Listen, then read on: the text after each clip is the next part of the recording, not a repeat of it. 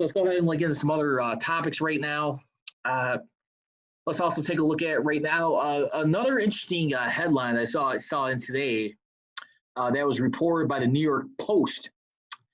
And basically, the New York Post basically reported earlier. I don't know if you got a chance to see my post earlier today on Twitter and Instagram, and of course my Facebook page, the Mass Steel Podcast, which is at Mass Steel Nation. If you guys want to follow that, once again on my Facebook. And basically, right now, according to the New York Post, you have Oakley, who usually designs the helmets for the NFL right now. And basically, what they did, they came up with a new helmet design right now. Initially, they tried suggesting not too long ago where they were advising players to wear face masks to try and protect and minimize the risk of COVID-19. A lot of players were not on board with that, so they decided to skip that. And basically right now what they got some new face shield helmets basically to be more, and the players seem to be a little bit more comfortable with that. We'll see if that gets approved for the 2020 season. As every North American Sports League right now is trying to find a way to come back and return from COVID. They're just trying to resume their season. I mean, especially with the NFL, who just seems to be moving on like business as usual here. I mean, with the exception that, I mean, the biggest significant change they did already was cut the preseason half from 4 to 2 games. You're also canceling the Hall of Fame induction ceremonies for 2020. All events, sir, that's going to be moved to next year, along with the 2020 class, which will be on that Saturday next season. Then, of course, you also got going into this right now, as well as that, we're also talking about right now. I mean, it's still a decision right now to be made for the NFL to consider from the NFLPA if they're going to want to go ahead and cancel the entire preseason. They are very adamant about not wanting any preseason games being played at all at this point. I mean, and I think that's still a little bit of a problem. I mean, for owners right now, as we look at it. I mean, of course, I mean, I don't think anyone wants to go through losing any money like they did back in 2011. I mean, but they had no choice. I mean, this is the reality of where we're at in society right now, trying to keep everyone healthy. But I mean, at the NFL, I mean, they're definitely one of the leagues who are hell bent just as much as leagues like the NBA, the NHL. And of course, you got baseball coming back. I mean, which will be about next week. Still interesting how they got that one pulled off, but still, I mean, this is what we're looking at scenarios and situations. I mean, still kind of want to tend to guess. I mean, where is player safety and everything here? I mean, that we really care about, because we're learning about more stuff with COVID every day. Not that it could just impact your breathing, but it could also be in your bloodstream too. So it's also more severe stuff aside from it being respiratory issues. And I think just right now, I mean, the NFL, I think they definitely need to act a lot better on this. Because right now, a lot of people are definitely viewing them, making sure they're not being looked at as a hypocritical stance as a league as they try to do better relationships with the players. You know, they do got their CBA signed back earlier in March. I mean, through the 2030 season. I mean, and so it's just right now, it's still an ongoing battle. But I mean, I tend to like this idea a little bit more, to be honest, Joe. Not everyone was crazy about seeing these guys go back on the field. I mean, I know a few friends of mine who are not too on board with seeing the season continue, just to cancel it altogether. But you know what? I've been one of the first people that's been saying all along, I mean, whoever I interviewed or any show you guys see me on, I want to see what, the NFL would do with helmet technology. I've been the guy that's tooting the horn this whole time, saying, if we're going to have a season right there, What are they going to do about the helmets? Are you going to have something especially made to try to protect against COVID? I was right so far, to be honest. I hate to say it, but I'm going to pat myself on the back on this one. But this is something you really need to think about. My thing is, I thought maybe you had to look into a possibility you introduce some new helmets altogether. Something more kind of like what you see like players in hockey wear. But I mean, the thing is, the biggest thing, primarily, number one, is the breathing in all this. I mean, either way it goes.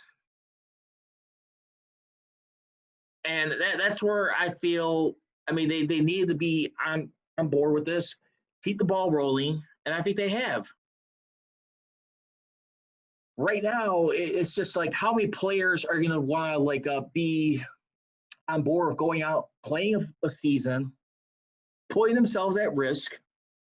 And not only that, I mean, the biggest issue, too, you also got on top of this, don't forget, they're asking to put about 35% of their money in an escrow account for protection and trying to help with minimize costs, I mean, for this and next season.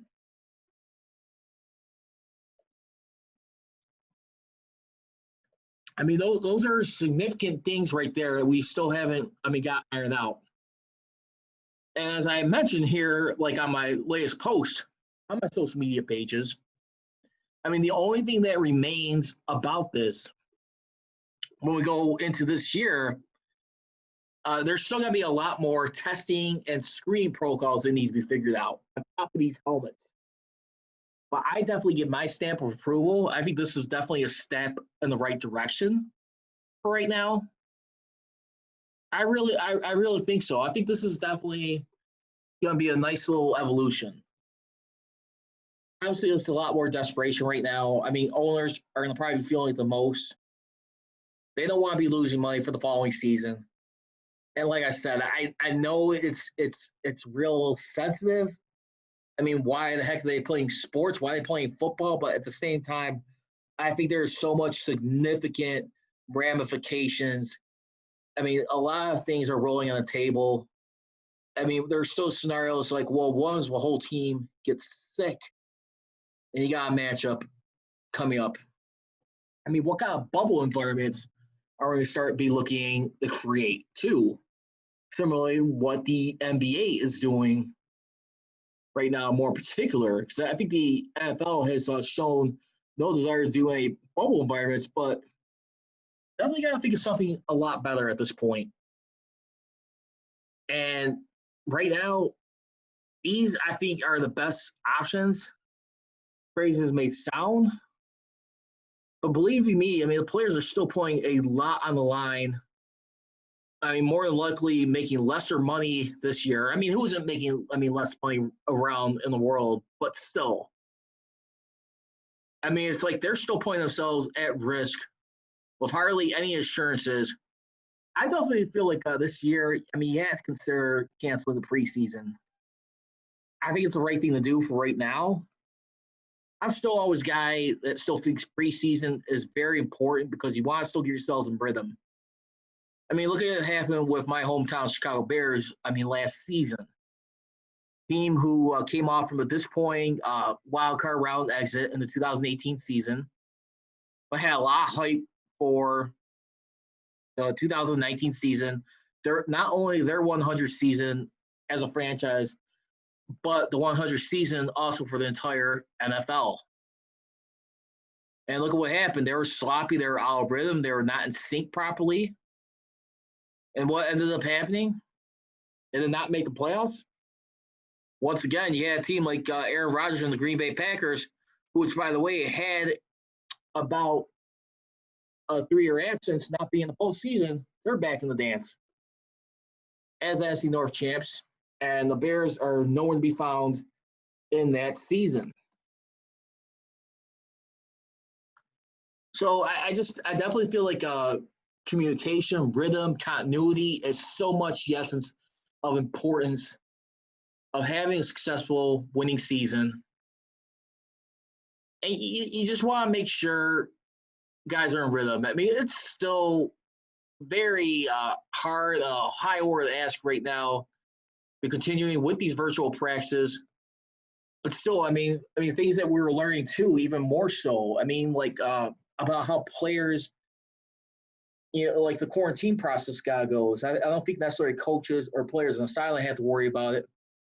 More so, players in the locker room. I mean, they still haven't totally addressed locker room safety. I mean, other than, of course, make sure you're practicing your 6 feet social distancing. But still, those are stuff right there as we look at it and try to figure out how we're going to get that.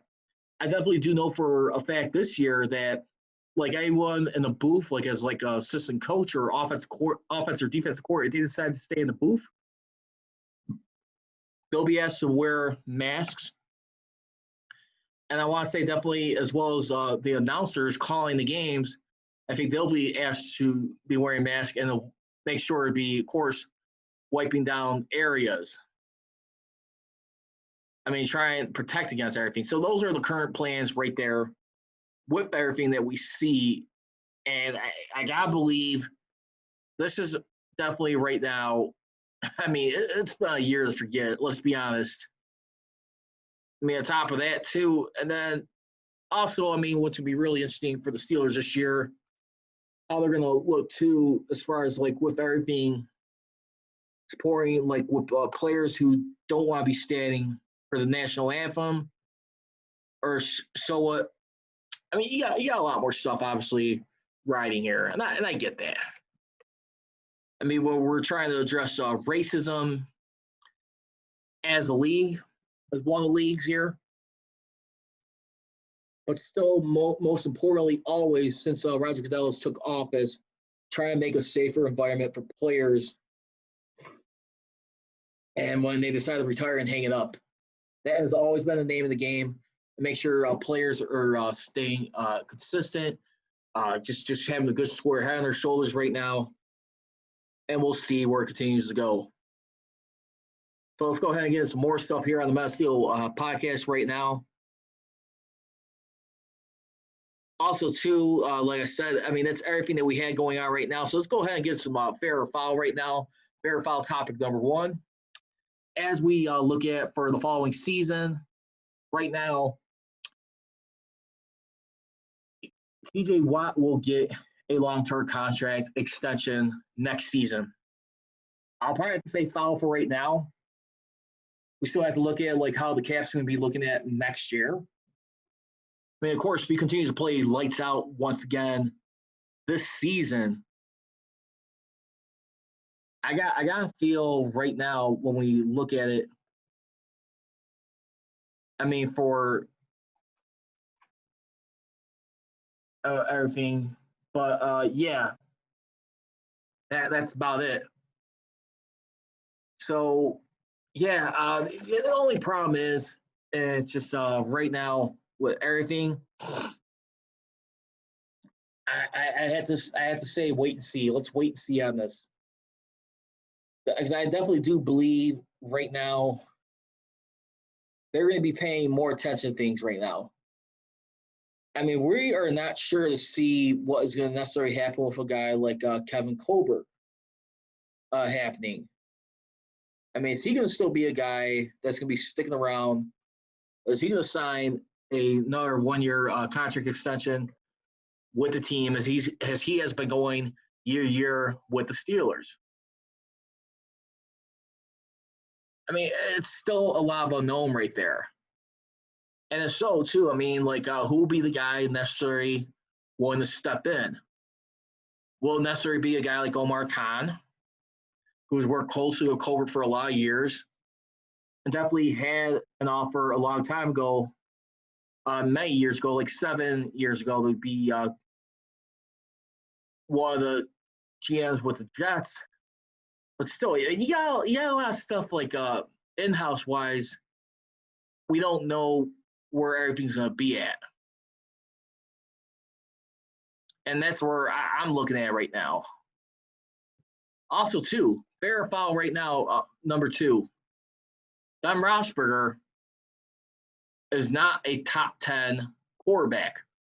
And according to the Man NFL rankings that was just released recently earlier this Monday as we looked at it. That was put out on ESPN's Am Schefter. And here are the top 10 NFL quarterbacks according to EA Sports Man NFL. You got Patrick Mahomes obviously at number 1 right now with a 99 rating. Russell Wilson comes in second at 97. Lamar Jackson at 94. Drew Brees, 93. Tom Brady still top 5 quarterback respectably, despite the less amount of talent he had to put up with New England last year. He's rated at 90.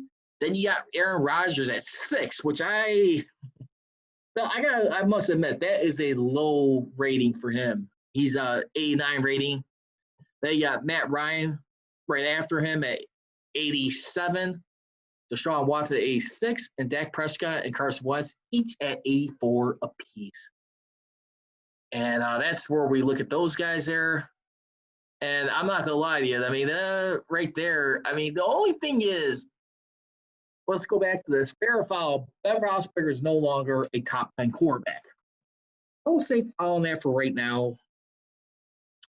Honestly, I mean, it's not helping his circumstances when you got, I mean, the throwing elbow injury right now. Still skeptical about how he's going to be able to come back from that for the 2020 season.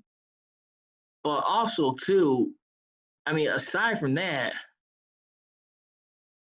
I mean, a guy like Ben Roethlisberger, I've seen what this guy could do even before he had Antonio Brown.